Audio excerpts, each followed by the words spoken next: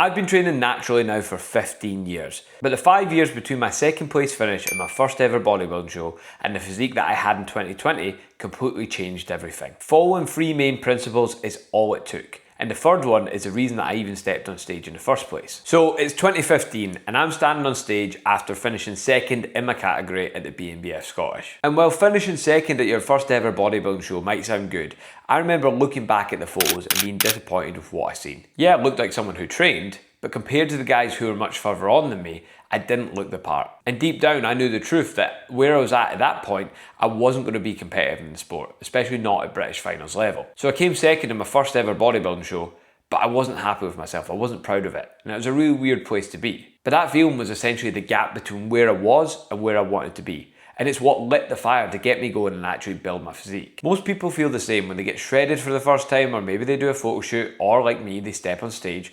They'll always look back at the photos and yeah, you'll be proud to some degree, but there's another part of you that's looking back thinking, I could have given more and I'm capable of more. And in that position, generally people will do one of two things. They'll either use it as fuel to keep them going and get them to that next level and keep progressing their physique, or they'll lose all motivation and say that they're just not cut out for it and they've not got the genetics. And I won't lie, after my first bodybuilding show, I felt exactly the same. There was part of me that wanted to push for more, but another part of me that thought, what was the point? But instead I made a decision. I thought, you know what, I'm going to spend the next 5 years and use it as a bit of a project. And that doesn't mean just training well and eating well and hoping for the best. I was actually committing to giving 110% and making the most improvements I could possibly make over the next 5 years to my physique.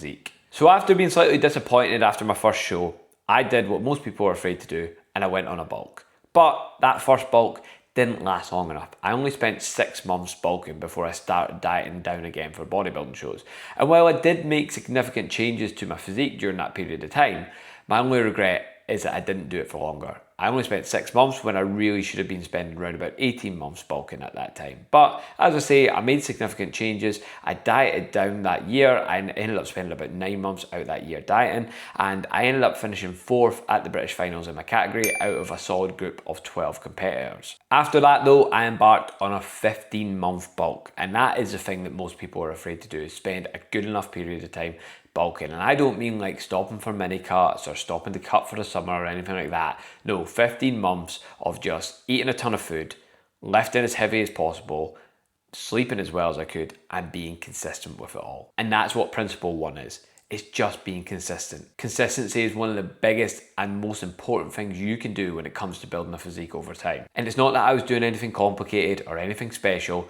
I was just the one who kept turning up, who kept eating the food every day, who kept doing the training, who didn't make excuses to skip sessions. I was always there. I was always doing what I needed to do. Yeah, I wasn't like lifting more weights than anyone else. I wasn't like the strongest guy in the gym, but I was there. I was consistent.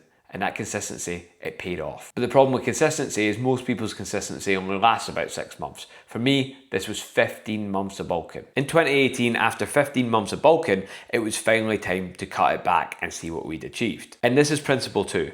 It's spending time in dedicated phases. When you're doing a bulk, commit to the bulk for long enough. When you're doing a cut, commit to the cut until you get shredded. Don't dilly-dally and start cutting and then get fed up of it, then decide you're on a bulk and then get bored of bulking because you're starting to put on a little bit of body fat and give up and start cutting again.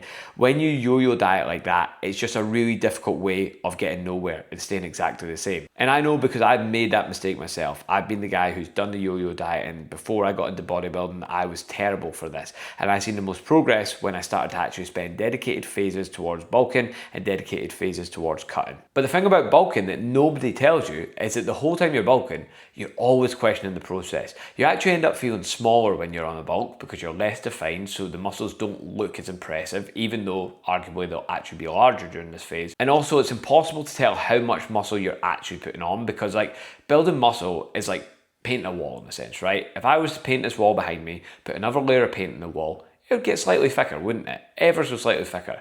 But if you were to walk in this room, you wouldn't notice a difference. You wouldn't notice, apart from maybe the colour being a bit fresher, you wouldn't notice that that wall's any thicker.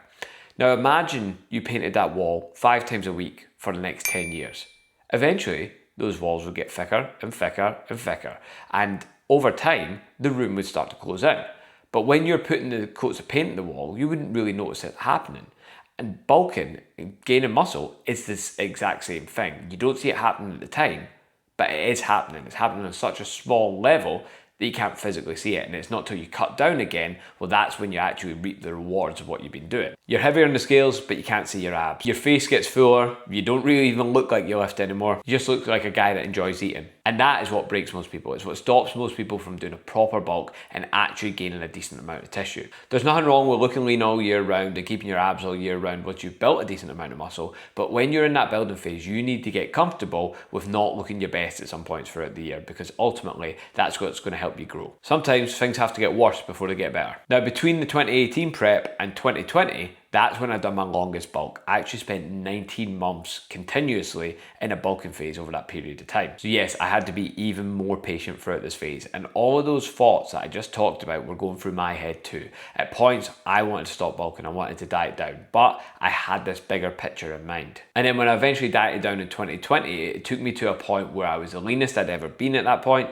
and I had the most muscle that I'd ever had at that point. And the transformation between me in 2015 to 2020 was incredible. I'd made a huge change to my physique. And again, it all comes back to those two principles that we've already mentioned: being consistent and dedicating periods of time to cutting and bulking. There's no shortcuts, no secrets. That is literally just it. And by the way, if you want to see the exact journey that I took to transform my physique over the last 15 years, then make sure you head over to the link in the description and download my free transformation timeline. In this guide, it shows you the steps that I took, but it also shows you the mistakes I made along the way so you don't have to make them. But there is one more thing, a third piece of the puzzle that I haven't actually mentioned yet, and one that nobody ever actually talks about, and that is setting short-term goals. And like I said at the start, this is the reason I even got into bodybuilding in the first place, or competitive bodybuilding, because ultimately, when you know you've got a bodybuilding show coming up, then you've got that kind of short-term goal, then you've got something to work towards in the short term. Rather than having this bigger picture goal that seems so far away, we can then break it down into subsections, and that could be doing something like a bodybuilding show, it could be doing a photo shoot prep, it could just be doing a shred for a holiday. But when you've got shorter term targets to work towards, that feels more immediate. That makes you work a little bit harder. And plus, when you tell yourself or tell people that you're doing these things, then you know you've got to turn up and actually do it. You've got that outside accountability from the people around about you. And this third principle really feeds the other two, because ultimately, if you've got a deadline you've got to meet, then you're going to have to be consistent, you're going to have to dedicate yourself to the phase. So they all kind of meet into each other, and they all kind of work together to package together and help you create the best version of your physique that you possibly can. And the problem is, when people don't do this, when they're, just continuously trying to build muscle with no kind of shorter term targets in mind, or they're just cutting but they've not got a date in mind that they want to be lean for, that's when they tend to slip and they tend to say, oh yeah, I didn't do so good this week, I'll just start again next week. That's not going to cut it. As I said at the start, consistency is one of the biggest things when it comes to building your physique. So when you've not got that short-term target, then consistency tends to go out the window. Urgency promotes consistency, and consistency is what's going to build your physique. If you only take one thing from this video, then make sure you book that date, enter that bodybuilding show, sign up for a photo shoot prep, book a holiday and work towards that, whatever it is. Make sure you have a target in mind in the relatively short term, so that there's some urgency to help you work towards that. Again, know what your long-term goals are, of course, but have something short-term as well that's going to kick you on and make you work that little bit harder. Because having that deadline will do a lot more for your consistency than any motivational video on YouTube ever will. And if you're interested in watching more videos like this that's going to help you build the best physique possible, then make sure you like and subscribe.